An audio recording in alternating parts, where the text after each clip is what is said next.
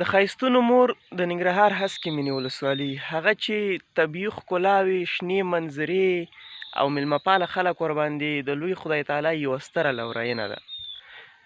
د خدای تعالی په دې ستره نړۍ کې په دې ښایستوکي ټوټې ځمکې پورې همیش خپل ښایست ورشوی. لکه د نور افغانستان په څیر دا ولسوالي هم د خپل بې جوړې ښایست له امله په ځلونه ځلونه په جهنم په کنده بدله شوې. متاسفانه د تیرو ناخوالو بدبختیو له امله د دې ولسوالۍ ولسونو ته هم درانه مالي او ځاني زیانونه واوښتل.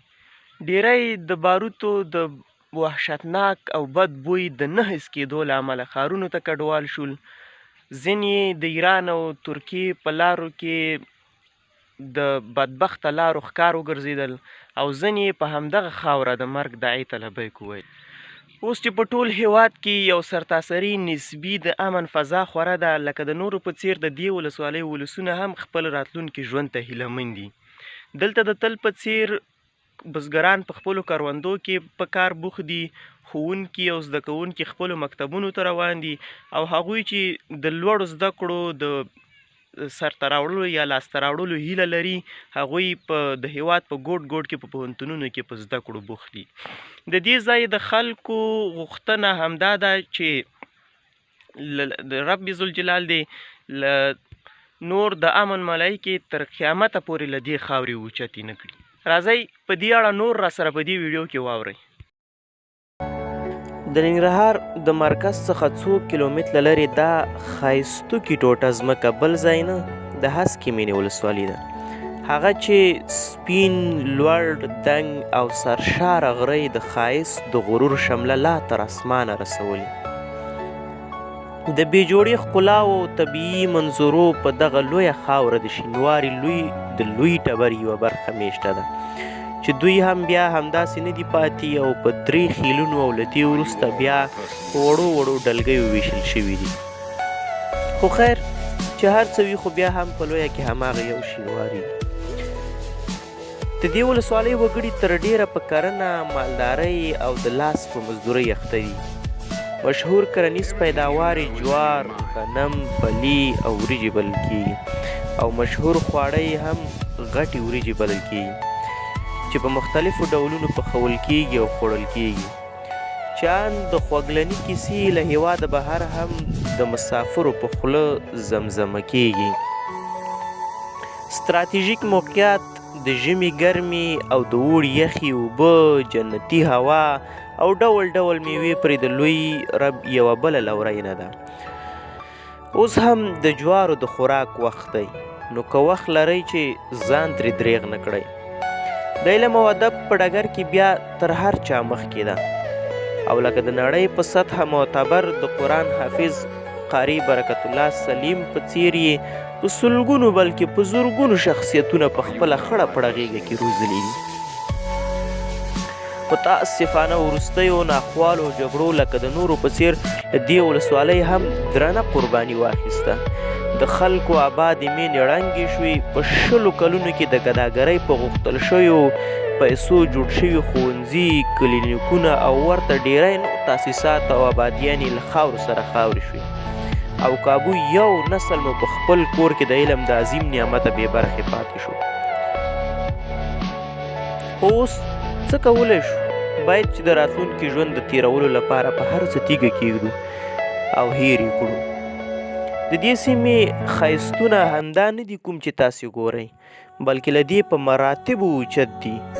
خو هغه د چا خبره ټمبلي زما ده چې په صحیح ډول مې فلمداري نه کړی شول. په اخره کې به ټول دا په شریکه سره ووایو چې دا هسکه مینه دې تر ابده همداسې هسکه پاتې وي. د وخت د جبر له طوفان څخه دې په امان وي او د غلیم سترګې ځان ته شه.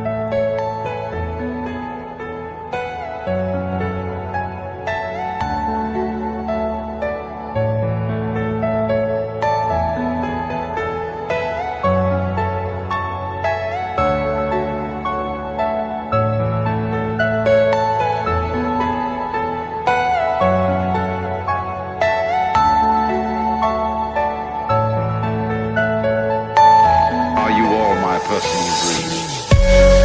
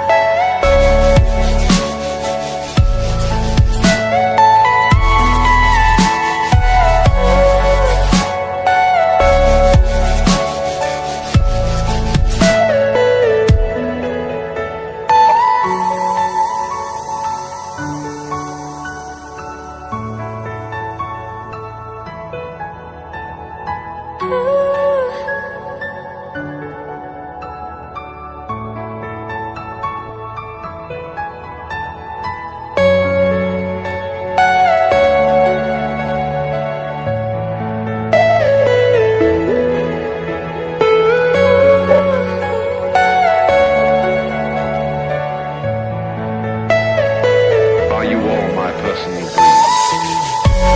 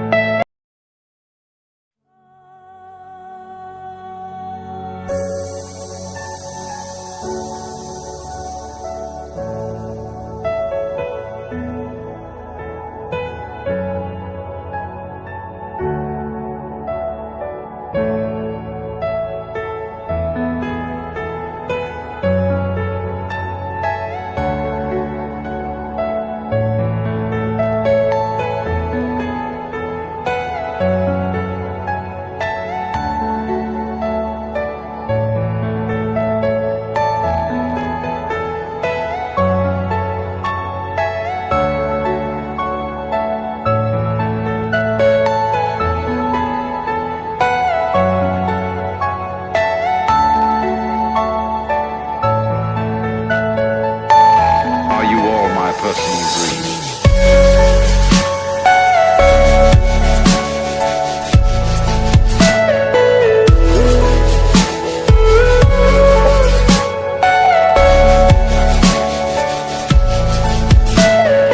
Everything you know is in your mind.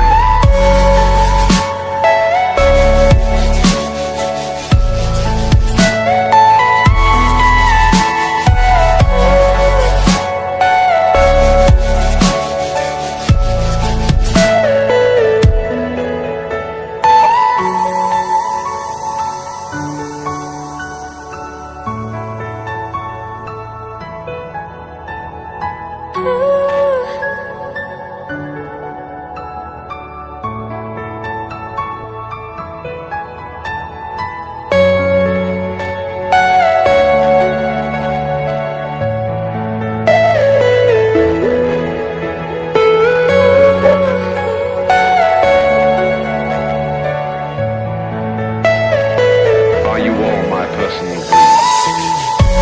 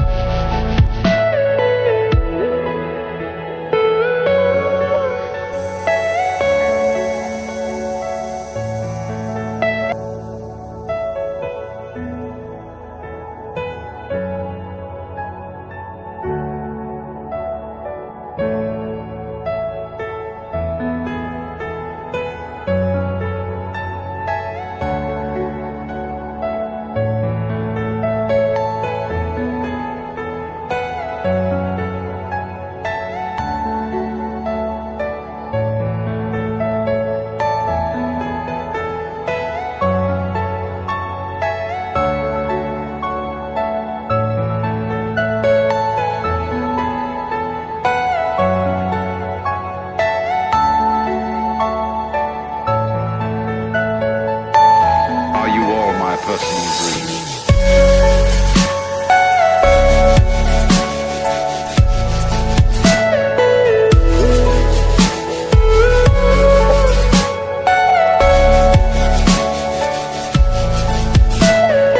Everything you know is in your mind.